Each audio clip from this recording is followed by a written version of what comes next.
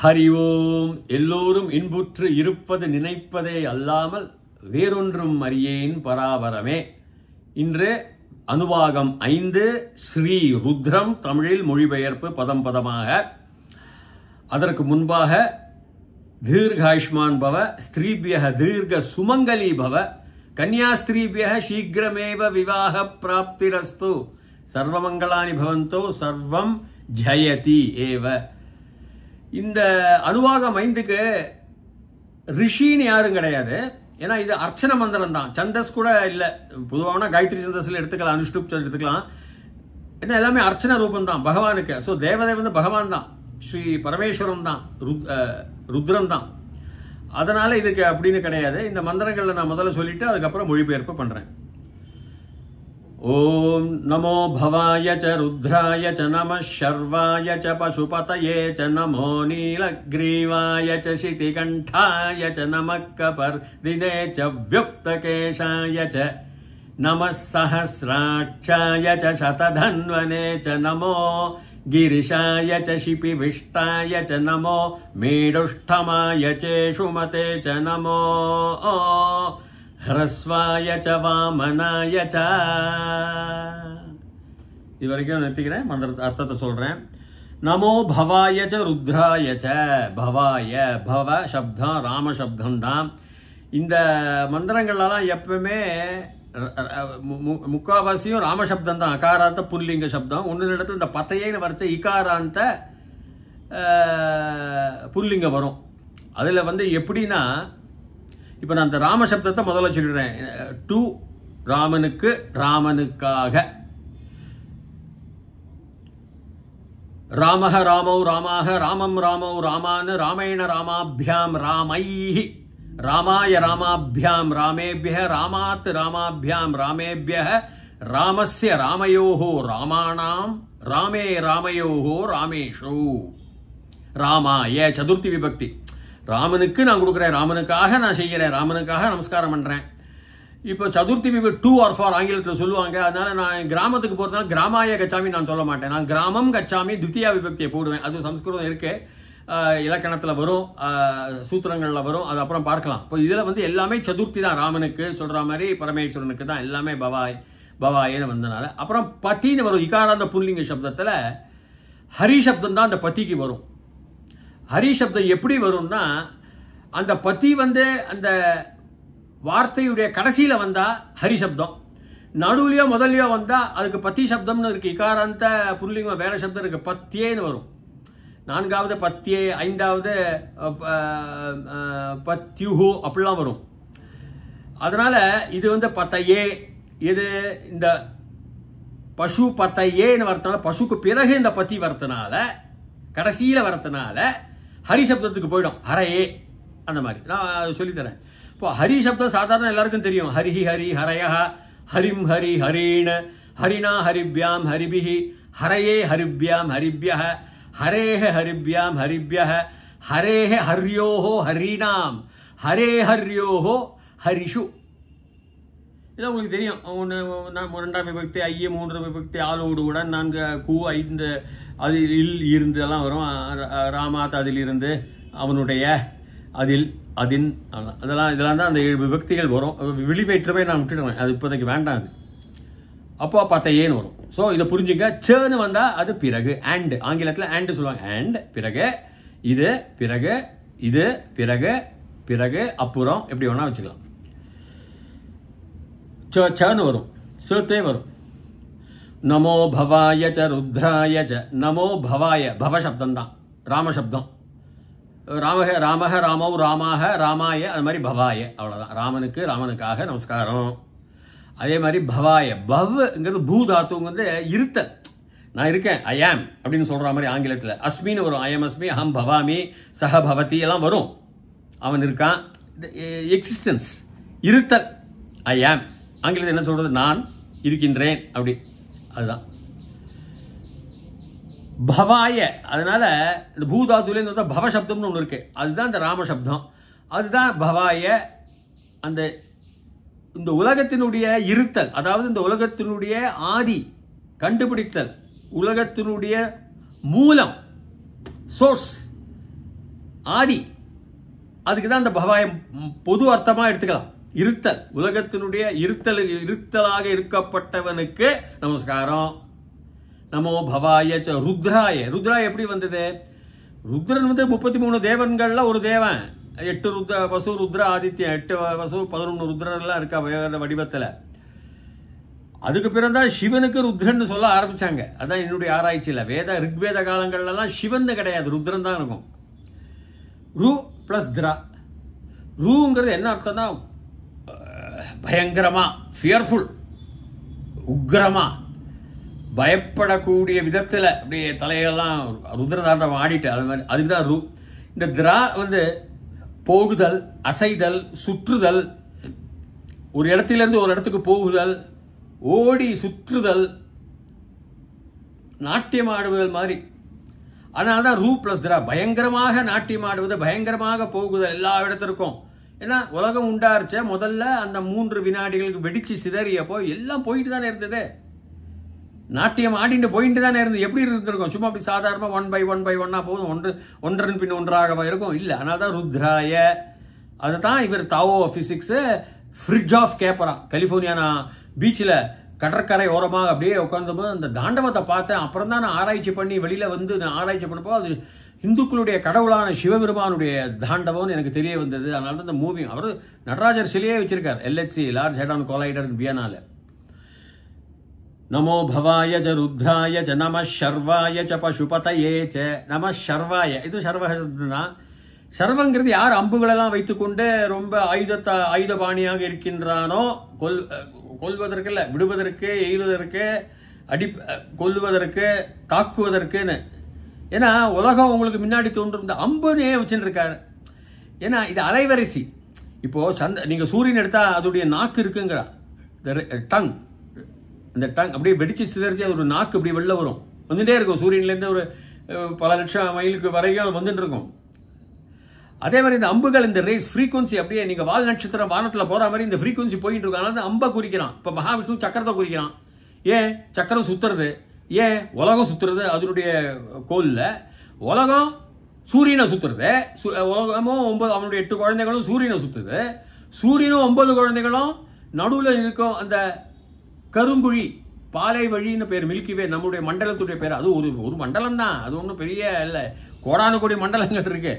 ஆனா 233 மில்லியன் வருஷங்கள் எடுக்கிறான், 23.3 கோடி வருடங்கள் எடுக்கிறான் சூரியன் ஒரு சுத்து போய் வரத்துக்கு. 9 குழந்தைகளோட அந்த கருங்குழிய அது இந்த மத்தியத்தில் இருக்கு, நடுவில். அதுதான் இழுப்பு சக்தி, காந்த சக்தி. அதனால தான் சூரியன் கொஞ்சம் விட்டின்னு இருக்கான். இல்லை சூரியன் 9 மணி எங்கேயோ போயிருப்பாங்க. அதுவும் சுத்துறது. இப்ப எல்லாம் ஒன்றுக்கு ஒன்று சுத்திக்கிட்டு தான் இருக்கு. நம்ம மண்டலம் பேரு மில்கிவே, பாலை வழி.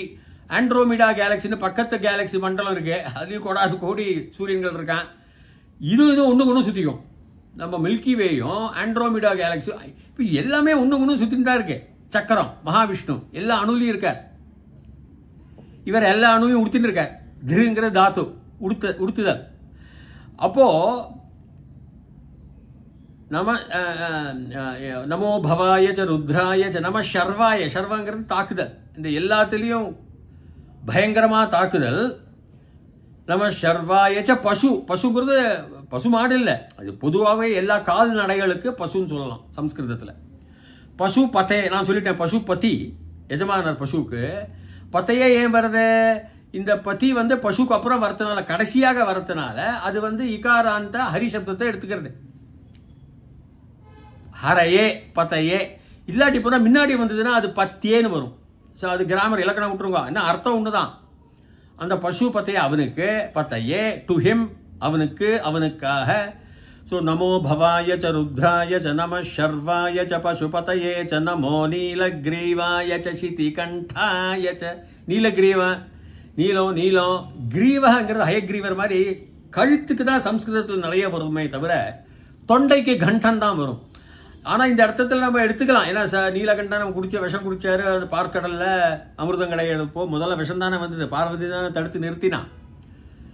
அதான் புராணங்கள்ல வருது. அதனால நீலகிரதை எடுத்துக்கலாம். கழுத்தும் நெக்கும், கழுத்து தொண்டை எல்லாமே எடுத்துக்கலாம். நீலகிரீவாய சிதிகண்டாய. சிதி 2 அர்த்தம் இருக்கு, கருப்பு நீலம், வெள்ளையும் இருக்கு. நான் வெள்ளையை எடுத்துக்கிறேன், ஏன்னா நீலம் சொல்லிட்டான். அப்போ தொண்டை முன்னாடி விஷம் சாப்பிட்றதுக்கு முன்னாடி தொண்டை வந்து வெள்ளையா இருந்துச்சு. ஸோ சித்தி வந்து 2 அர்த்தம், நேர் அர்த்தங்கள், சார்த்தப்பட்ட அர்த்தங்கள் அல்ல. அதனால நான் வெள்ளைன்னு எடுத்துக்கிறேன். வெள்ளை தொண்டை உடையவன். கண்டன் என்ன? கழுத்து, த்ரோட், தொண்டை, அது கழுத்து, கிரீவம். நீல கிரீவாய சிதி கண்டாய ச நமக்க பர்தினே ச வியுக்த கேஷாய ச. கபர்தின பரதேசே, கபர்தினங்கிறது கபர்தின், அதனால தான் கபர்தின். நமக்க பர்தினேன்னு ஒரு ஆத்ம சப்தம், அது நகார அந்த சப்தம். ஆத்மனேன்னு ஒரு நாள், எல்லாமே 4வது விபக்தி தான், ஏகவச்சனம் தான் போறாங்க, பன்மையில் போறதில்லை, பகுவச்சனத்தில் போறதில்லை. அதனால டு ஹிம், அது அவனுக்கு, அவனுக்காக. கபர்தினே, கபர்தின், கபர் தலையெல்லாம் பிடாரி மாதிரி இருக்கும், பரதேசி தலை மாதிரி. பரதேசிங்கிறது நல்ல அர்த்தம் தான். பரதேசம், பரஸ்ய தேசம், அவன் அவ்வளோதான், வேற தேசத்தினுடையவன், அவ்வளோதான். அதுக்கு சார்த்தப்பட்ட அர்த்தம் வேற. ஏன்னா டயர்டாக வந்திருப்பான் நம்ம ஊருக்கு, அதனால அவன் பரதேசி, வீடு இல்லைன்னு. நமக்க பர்தினேச்ச வியுக்த கேஷாயச்ச. வியுக்தத்துக்கு இந்த 2 நேர் அர்த்தங்கள். ஒன்று சன்னியாசிகள் மாதிரி முழுக்க சவரம் பண்ணிட்டு மொட்டையா இருக்கிறது. இன்னொன்று தலையெல்லாம் நீளமாக நீண்டமாக இருந்து அது வந்து இப்படி கலைஞ்சு வியுக்தமாக இருக்கிறது, எல்லா இடத்துலையும் இருக்கிறது, வியாபி மாதிரி, சர்வ வியாபி மாதிரி. வியுக்தத்துக்கு நான் வியுக்தங்கிறது தலை. நான் சிவனை நான் வந்து ஏதோ 1-2 புராணத்தில் அவர் தலையை இது கொண்டு வழித்து ஷேவ் பண்ணி கொண்டு சவரம் பண்ணி கொண்டு அவர் சன்னியாசியாக வர மாதிரி ஏதோ படித்த ஞாபகம். ஆனால் அதை நான் அதை எடுக்கலை. நமக்க பர்தினேச்ச வியுக்த, நிறைய தலை உடையவர். ருத்ரதாண்டவம் முடிந்த பிறகு அவருடைய தலையெல்லாம் கலைந்து தான் இருக்கும், நீளமாக கலைந்திருக்கும். கபர்தினக வந்து நீங்கள் வந்து சுருட்ட முடிய, அதாவது இந்த பெண் குழந்தைகள்லாம் 2 பக்கமாக பிளேட் மாதிரி கட்டிப்பாங்க, 2 இரட்டை பின்னல்னு சொல்லுவாங்க. அந்த மாதிரியும் கட்டின்னு இருக்கிற சிவன் இருக்கார். நீளமாக தலை அப்படி விரிச்சு நம்ம பார்த்துருக்கோம். அதை முடிஞ்சுட்டு அவர் தியானம் பண்ணுற கோலமும் இருக்கு, நீள முடியவருக்கு அப்படி சுருட்டை இல்லாமல். அதுதான் நான் நமக்க பர்தினேச்ச வியுக்த கேஷாயச்ச. மொட்டைன்னு எடுக்கலை நான். நமக்க பர்தினேச்ச வியுக்த கேஷாயச்ச. நமோ பவாய ச ருத்ராய ச நம சர்வாய ச பசுபதயே ச நமோ நீலக்ரீவாய ச சிதிகண்டாய ச நமக்க பர்தினேச்ச வியுக்த கேஷாய ச நம சஹஸ்ராட்சாய ச சததன்வனே ச. சஹஸ்ர அக்ஷம், சஹஸ்ராட்சம், அ ப்ளஸ் அ, சவர்ண தீர்க்க சந்தி, அ பிளஸ் வந்து ஆன்னு ஆயிடும். சஹஸ்ராக்ஷன், சஹஸ்ர 1000 கண்ணு, அக்ஷங்கள்லாம் கண்ணு உனக்கு, இது சிவபெருமானுக்கு. நீ 1000 கண்ணு இருக்க உனக்கு. சஹஸ்ராட்சாய சததன்வனம், 100. பம் பம், வில்லு, அம்பு வேற வில்லு வேற இல்லையா. தன் தனுஷ், தன்வ தன்வின், சததன்வனே, ஆத்ம நகாராந்த சப்தம், தன்வனே ஆத்மனே, டு யூ, உனக்காக, உனக்கு. தன்வ வில்லை உடையவனுக்கு 100 அப்படின்னு சொல்றாங்க. சத்தம் இந்த இடத்துல 100, சத்தம் தான் 100, நிறைய இருக்குன்னு அர்த்தம். சததன்வனே ச நமோ கிரிஷாய ச ஷிபி விஷ்டாய ச. கிரி மலை, மலைவாசி, உனக்கு மலைவாசி, மலையில் வாசி வசிக்கப்பட்டவனுக்கு மலைவாசிக்கு அப்படின்னு சொல்லுவாங்க. மலைவாசிக்கு, வாசிக்கு நமஸ்காரம், அதான் அர்த்தம். கிரி, கிரினா மலை. நமோ கிரிஷாய ச ஷிபி விஷ்டாய, அது 2ஆக எடுத்துக்கலாம். ஷிப்பிங்கிறது என்னன்னா சூரியனுடைய கதிர்கள். விஷ்டங்கிறது இருத்தல், அதை பிடித்து கொண்டு இருக்கிறது, அதை அணைத்து, அதை தாங்கி, அதை கிரகித்து, அதை உட்கொண்டு, சிறைபிடித்து, அதான் அர்த்தம் ஷிப்பி. இது சூரியனுடைய கதிர்கள் ஷிப்பி. ஸோ ஷிப்பி அப்படி எடுத்துக்கலாம். ஷிப்பி விஷ்டாயச்ச, அதை பிடித்து கொண்டிருக்கார் சுவாமி.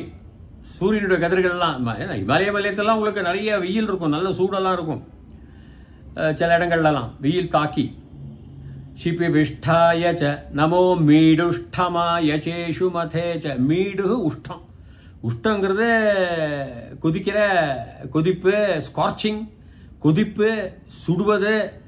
மீடுகு மிருதுலேருந்து வருது, மிருதுவாக இருக்கணும் அப்படிம்பாங்க, சாஃப்ட், மிருதுவாக இருக்கணும். அப்போ மிருதுவாக இருக்கிற உஷ்டங்கிறது வெளிச்சம் வரக்கூடியது எது?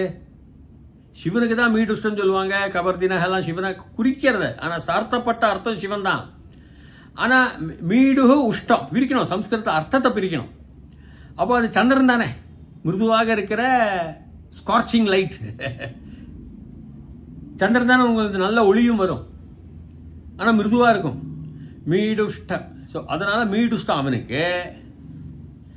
அப்போ எப்படி வருது? கிரிஷாய சிபிவிஷ்டாய ச நமோ மீடுஷ்டமாய சேஷு மதே. ச பிளஸ் இஷு சே ஆயிடும், அ பிளஸ் இ ஏ ஆயிடும், சந்தியில சேர்த்துனீங்களா? தனித்தையா அப்படிங்களா? ச இஷு மத்து. இஷுங்கிறது நான் சொல்லி முன்னாடியே நிறைய பார்த்துருக்கோம். அம்பு, அம்புடையவன் அர்த்தம். அம்பன் வில்வித்தை கெட்டிக்காரன் இல்ல, அம்புகளை உடையவன் அந்த அவன். அதுக்குத்தான் இந்த இஷு மத்துன்னு வரும். மத்து ஸ்டூடெண்ட்ஸ்க்காக சொல்லித்தரேன், அட்ஜெக்டிவ். நமோ மீடுஷ்டமாய ச இஷு சேஷு.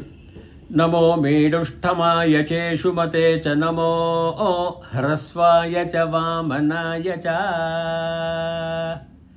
ஹ்ரஸ்வம் லிட்டில், சிறுமை.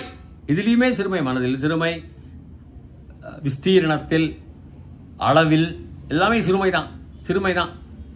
ஹ்ரஸ்வம் அப்படிம்பாங்க சம்ஸ்கிருதத்தில். ஹ்ரஸ்வாயச்ச வாமனம், உயரத்தில் வாமனம்னா குள்ளம், அதாவது எல்லாத்துலேயுமே குள்ளம். மனசுலையும் குள்ளம் தான், யோஜனையிலையும் குள்ளம் தான். அந்த வகை,